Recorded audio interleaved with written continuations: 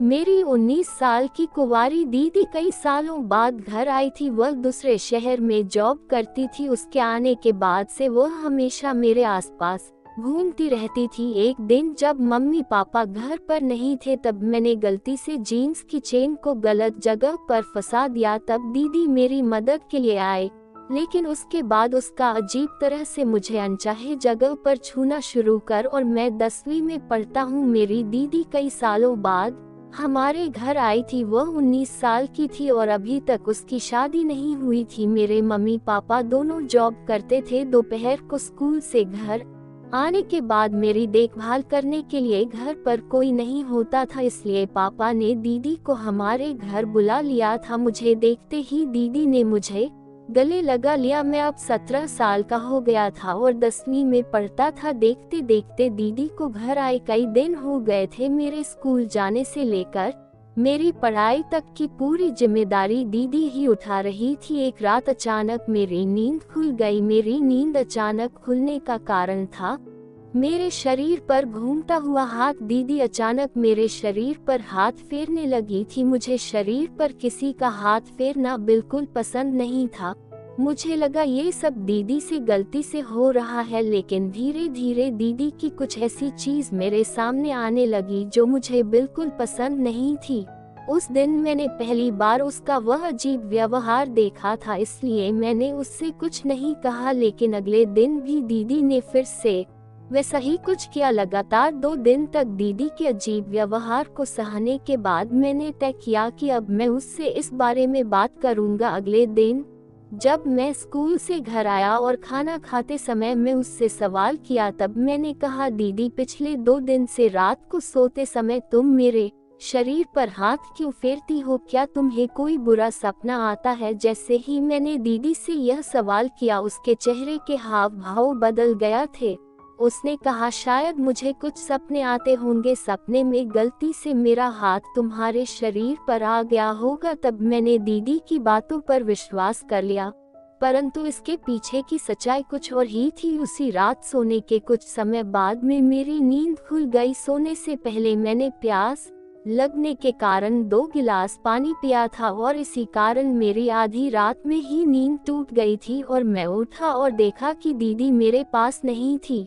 मुझे लगा कि वह बाथरूम में होगी, लेकिन वह कमरे के वॉशरूम में भी नहीं थी। तब मैं दीदी को ढूंढने की सोचा। फिर मैं कमरे से बाहर निकलकर चारों ओर नजर घुमाई। तब दीदी मुझे मम्मी पापा के कमरे के बाहर दिखी। पापा के कमरे में झांक रही थी। वह वहां क्यों झांक रही थी यह मुझे भी समझ में नहीं आ रहा था। तब मैंने दीदी की ओर जाने की सोचा, पर तभी वह मेरे कमरे की ओर पलट गई। अगर मुझे दीदी देख लेती तो उसे लगता कि मैं उसका पीछा कर रहा हूँ, इसलिए दीदी के देखने से पहले ही मैं अपनी जगह वापस जाकर सो गया। कुछ ही देर में दीदी भी कमरे में आ गई। वह अपनी जगह सो गई। उसका वही अजीब व्यवहार फिर से शुरू हो गया था। वह फिर से मेरे शरीर पर हाथ फेरने लगी। दीदी ऐसा व्यवहार क्यों कर रही थी यह मुझे समझ नहीं आ रहा था। दीदी मेरी पढ़ाई करवा रही थी। जब भी मेरी पढ़ाई करवा रही थी तो मैंने उससे सवाल किया, दीदी तुम इतनी सुंदर हो फिर भी तुम्हारी शादी क्यों नहीं हुई? तब चुपचाप मैं पढ़ाई करने लगा। अब मेरी दीदी खुद को दर्पण में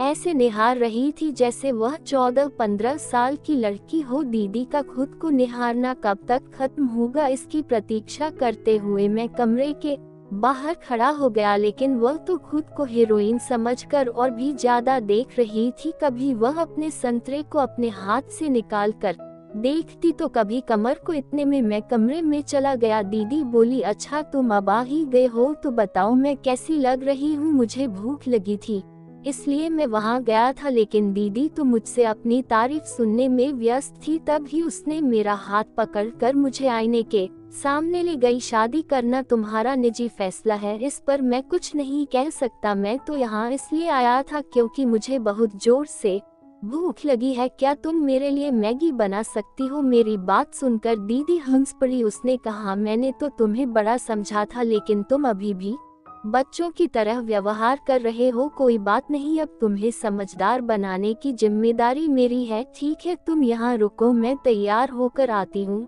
उस समय मैं उस कमरे से बाहर आ गया। कुछ ही देर में उसने मुझे मैगी बना कर दी। उसी रात मैंने तय कर लिया था कि आज मैं भी मम्मी पापा के कमरे में झांक कर देखूंगा, क्योंकि मुझे जानना था कि दीदी वहां क्यों जाती है। रात में सोने के बाद कुछ ही देर में मैंने अपनी आंखें खोली।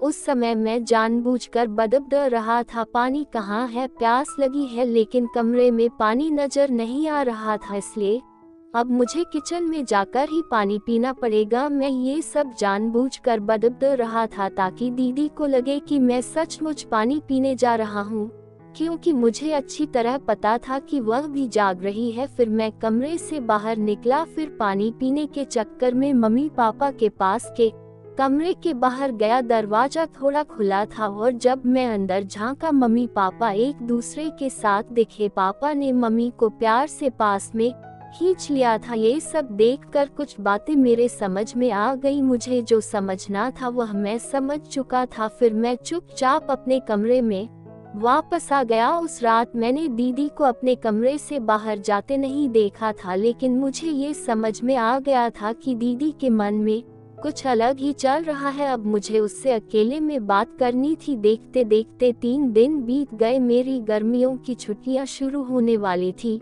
मम्मी पापा ने कहीं बाहर जाने का प्लान बनाया था। ये प्लान उन्होंने सिर्फ अपने ही लिए ही बनाया था। मम्मी पापा का कहना था कि सामने मेरी 10वीं का एग्जाम है, इसलिए अब मैं छुट्टी का इस्तेमाल अपने सिलेबस की तैयारी के लिए करूं। मम्मी पापा ने मुझे छुट्टी के बावजूद पढ़ाई करने को कहा था और इसी वजह से उन्होंने मुझे ट्रिप पर साथ नहीं ले गए। 3 दिन बाद जब मेरी छुट्टियां शुरू हुई तब मम्मी पापा अपने ट्रिप पर निकल गए थे। उनके जाने के बाद घर में मैं दीदी के साथ अकेला था। उस दिन घर में कोई नहीं था तो मैंने दीदी से सवाल किया। मैंने उनसे कहा, दीदी अब तुम्हें भी शादी करने की इच्छा होती होगी ना? यहाँ आने के बाद से माँ पापा को साथ में देखकर तुम्हें भी लगता होगा कि तुम्हें भी कोई ऐसा चाहिए जो तुमसे प्यार करे। जैसे ही मैंने सवाल किया उसकी आंखों में आंसू आ गए। वह बोली, गौरव तुमने सच में मेरे दिल की बात पहचान ली। लेकिन दीदी ने रोते रोते मुझे गले लगा लिया। वह कहने लगी, मैं तुम्हें छोटा समझ रही थी, लेकिन तुम बिल्कुल छोटे नहीं हो।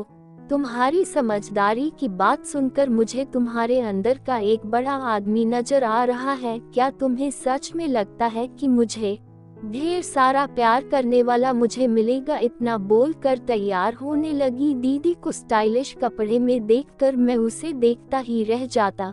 जब वह स्टाइलिश कपड़े पहनकर तैयार होती तो वह खास तौर पर मुझसे अपनी तारीफ करवाने के लिए आती। इतना ही नहीं, वह मुझसे चिपक कर फोटो भी खिंचवाती। दीदी का जो भी स्पर्श मुझे होता है वह कुछ अलग ही दर्शाता था। उसका एकदम से बदला हुआ अंदाज ये बता रहा था जैसे वह मुझे भी इशारे कर रही हो। खैर, एक दिन सुबह नहाने के बाद मैं जीन्स पहन रहा था। जीन्स पहनते समय अचानक उसकी जिप गलत जगह अटक गया और मुझे दर्द होने लगा। मैं चिल्लाते हुए दीदी को आवाज लगाई। वह दौड़कर मेरे पास आ गई, पूछने लगी, क्या हुआ, क्यों चिल्ला रहे थे? मैंने जीन्स के जीप की तरह इशारा करते हुए कहा, दीदी जल्दी से इसे निकालो, बहुत दर्द हो रहा है। दीदी ने मेरा हाथ से पकड़कर धीरे धीरे चैन से निकलने लगी। मैं शर्म से लाल हो गया। मैंने कहा, दीदी मुझे शर्म आ रही है। जब उसने समझाते हुए कहा, अभी के लिए शर्म को अलग रखो, नहीं तो तुम हमेशा के लिए परेशानी में पड़ जाओगे। अब तुम्हारी मम्मी तो घर पर नहीं है। फिर मैंने अपनी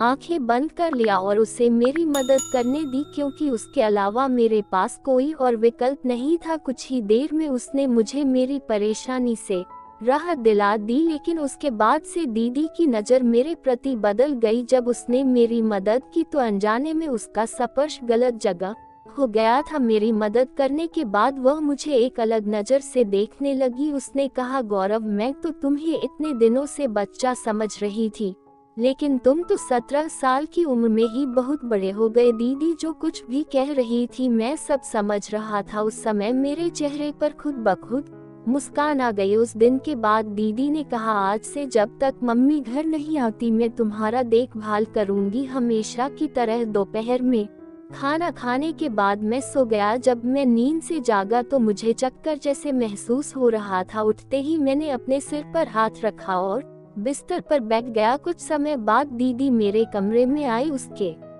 चेहरे पर एक अजीब सी मुस्कान थी। उसने कहा, गौरव, मुझे उम्मीद नहीं थी कि तुम्हारी वजह से मेरे जीवन में इतना आनंद आएगा। दीदी की बात मुझे समझ नहीं आ रही थी। मैंने उसकी बातों पर सिर हिला दिया क्योंकि मैं अपने ही ख्यालों में खोया हुआ था। दीदी ने कहा, तुम फ्रेश होकर आओ, हम मजे करेंगे। मैं फ्रेश होकर कमरे से बाहर गया। तब दीदी ने फोन में मेरी पसंद के गाने लगाए थे। इससे पहले दीदी ने कभी मेरी पसंद के गाने नहीं सुने थे। उसे डीजे के गाने बिल्कुल पसंद नहीं थे।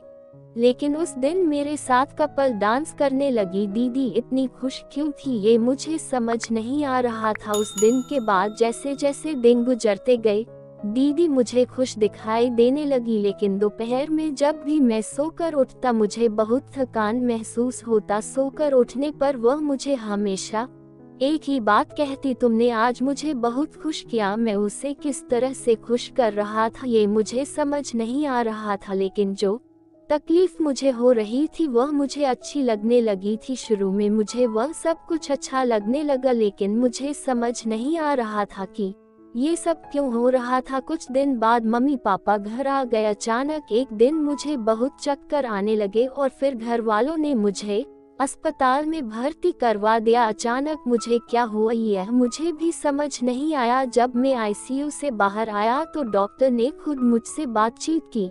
पिछले 1 महीना में मेरे साथ क्या क्या हुआ और क्या नहीं, ये डॉक्टर ने मुझे विस्तार से पूछा। मेरे साथ बातचीत के बाद डॉक्टरों को मेरे दुख का पता चला। डॉक्टर ने मुझे बताया कि तुम बहुत कमजोर हो चुके हो। इतनी कम उम्र में वो सब करना सेहत के लिए अच्छा नहीं है। डॉक्टर का ये बात सुनकर मैं दंग रह गया। मैंने तो किसी से साथ वो सब किया नहीं है। फिर डॉक्टर साहब ऐसा क्यों बोल रहे हैं? फिर अचानक से मेरा ध्यान दीदी की इस बात पर चला गया। आज तुमने मुझे खुश कर दिया। मैं तुम्हें बच्चा समझती थी पर अब तुम बड़े हो गए हो। अब धीरे धीरे मुझे समझ आ रहा था कि मैं कैसे इतना कमजोर होते जा रहा था। अगर आप अपने बच्चों को इस तरह की मानसिक बीमारियों से बचाना चाहते हैं तो बच्चों के साथ दोस्त की तरह रहा करें। दोस्तों, कहानी अच्छी लगी हो तो वीडियो को लाइक और चैनल को सब्सक्राइब करें। धन्यवाद।